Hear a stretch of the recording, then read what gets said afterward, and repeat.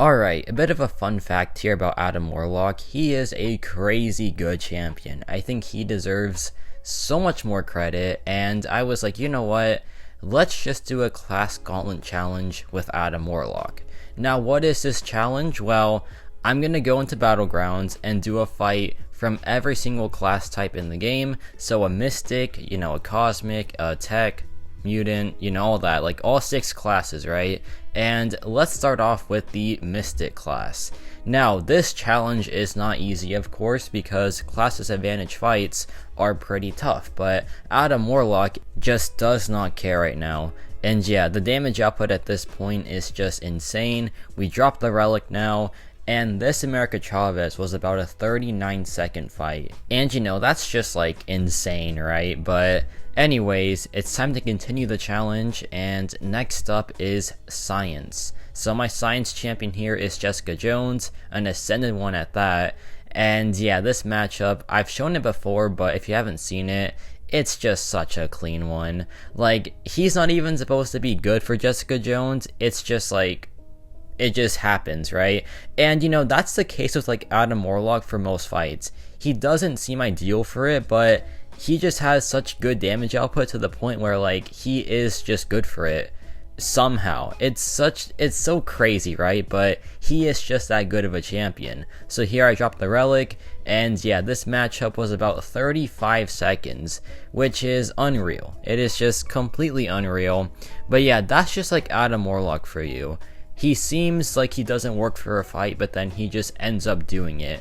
And it's probably because his utility is just off the charts, right? He has true damage, which means he bypasses any resistance. So like for Serpent, for example, or like any armor up champion, he just bypasses it. He also has unblockable, so that's also just very fun. He has precision, so guaranteed crits pretty much. This man just has so much utility, also has 4 immunities too, and he has the stasis pod as well. So like all those things, it's just insane. It's just really, really good, and that's why he can just take so many different fights, because he just has way too much going on for himself. But yeah, this Nick Fury fight is going pretty well so far, and Nick Fury is like one of the toughest fights in this whole meta because of the attack rating increase from the nodes. But yeah, he still does pretty good here despite being, not the best Nick Fury counter out there. But here I go in, drop the SP2, and the damage output is pretty great here. But yeah, I didn't push him to the SP2 unfortunately, but it is what it is. Took some block damage that did hurt a bit, but the fight is still going fine. And yeah, not too shabby at all. That was like, what, 60 something seconds, but we still got the win, so that's all that matters.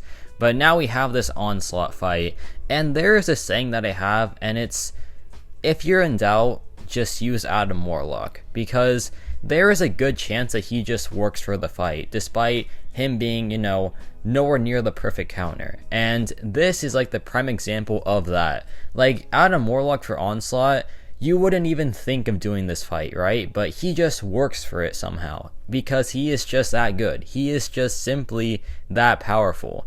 And it's insane. Like, this damage output is just unreal, right? I dropped the SP2, and yeah, that was about a 32-second Onslaught takedown.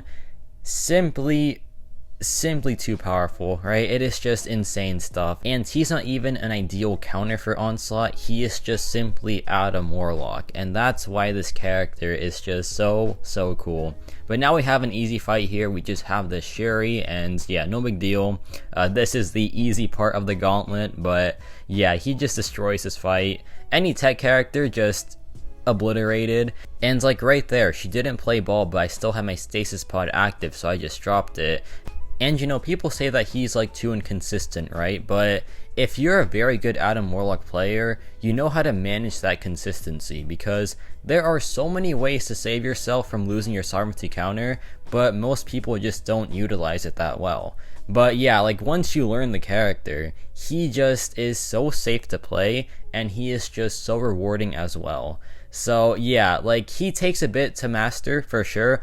And like, I'm not even a good Adam Warlock player. I'm just like a okay one at best. Like, this is just, me playing him. And I feel like my gameplay can be pretty easily replicated, because like out of all the content creators, I think I'm on the lower end of like overall skill, but this kind of shows a good example of like an average Adam Warlock player using him, because I'm not even the best with him, like I said, and I'm still doing pretty great things with him. So I feel like most people can use him really, really well. Here I dropped the SP2, a nice 42,000 crit, and this is just insane. Just simply insane.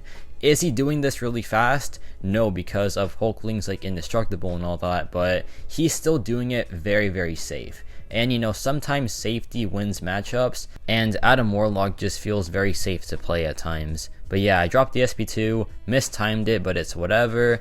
And yeah, this matchup is almost over. I dropped the relic now, and I dropped one more SP2 after this.